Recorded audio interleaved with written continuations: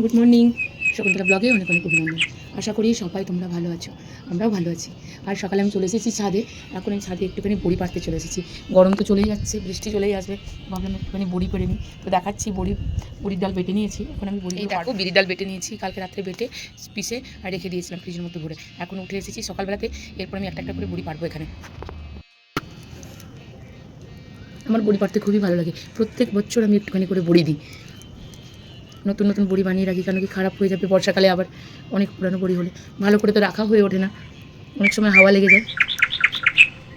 আমার দিদা কিন্তু খুব সুন্দর বড়ি পারতো, খুব সুন্দর, একদম নিখুঁত বড়ি, দেখতে খুবই সুন্দর লাগতো। অত সুন্দর তো শিখিনি, এভাবেই বড়ি পারতে হয়। এই বুড়ো আঙুলের ফাঁক দিয়ে ঢুকিয়ে আর তারপরে এভাবে ফেলতে হয় ডালটাকে। যত ছোটো ছোটো পারবে তত তাড়াতাড়ি শুকিয়ে যাবে।